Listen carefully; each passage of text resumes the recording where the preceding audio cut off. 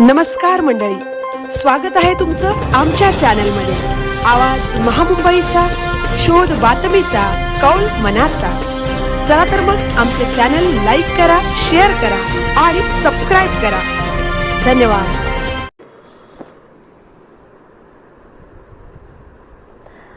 स्वतःची चोरी अंगाशी आली। ब्लॅकमेलिंगच्या तपासात ऑफिस बॉयने उघड केले मालकाचे भयानक सत्य।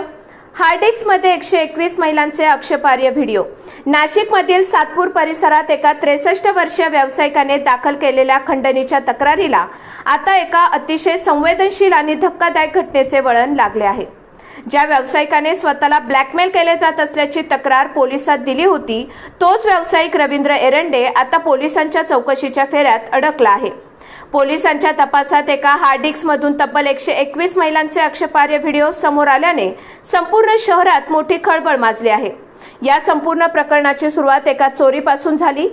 तक्रारदार व्यावसायिक रवींद्र एरंडे यांच्याकडे गेल्या 16 वर्षांपासून काम करणाऱ्या अत्यंत विश्वासू ऑफिस बॉयने आपल्या काही साथीदारांच्या मदतीने कार्यालयातील एक हार्ड डिस्क चोरून नेली। या हार्ड डिस्कमधील धक्कादायक आणि आक्षेपार्ह व्हिडिओ त्याच्या हाती लागल्यानंतर त्याने याच व्हिडिओच्या जोरावर मालकाकडून पैशाची मागणी करत त्यांना ब्लॅकमेल करण्यास सुरुवात केली। या सततच्या त्रासाला कंटाळून व्यावसायिकाने पोलिसांची मदत घेतली। पोलिसांनी तातडीने कारवाई करत 10वा मैल येथे सापळा रचला आणि पैसे घेण्यासाठी आलेल्या त्या ऑफिस बॉयला चारही बाजूंनी घेरून रंगेहात ताब्यात घेतले। त्याच्याकडून 2 पेनड्राईव्ह आणि 1 मोबाईल जप्त करण्यात आला। त्याच्याकडे केलेल्या अधिक चौकशीनंतर पोलिसांनी त्याचे अन्य साथीदार आकाश बकरे, प्रकाश पानपाटील, सूरज गवई आणि श्रीपद शिंदे यांनाही बेड्या ठोकल्या आहेत। जेव्हा पोलिसांनी मूळ हार्ड डिस्कची सखोल तपासणी केली, तेव्हा या प्रकरणातील सर्वात मोठे आणि भयंकर रहस्य उघडकीस आले।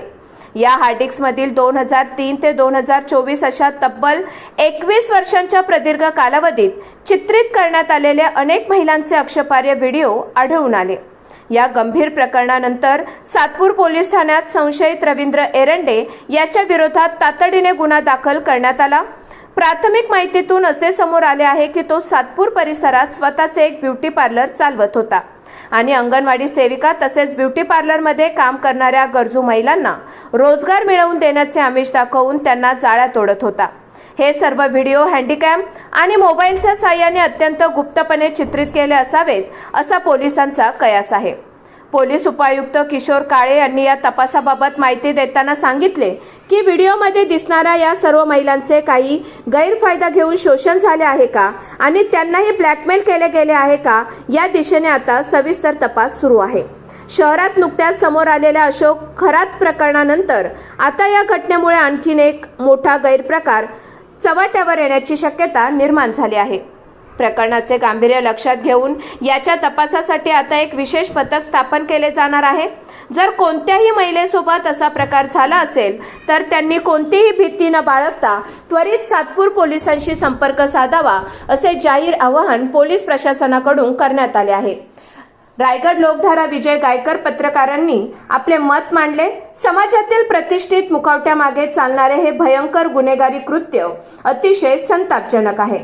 रोजगाराच्या आशेने आलेल्या गरजू महिलांच्या असहाय्यतेचा गैरफायदा घेणाऱ्यांवर कडक कायदेशीर कारवाई होणे अत्यंत गरजेचे आहे, जेणेकरून भविष्यात अशा विकृत प्रवृत्तींना कायमचा आळा बसेल। आवाज महामुंबईचा चॅनलसाठी विजय गायकर, नाशिक।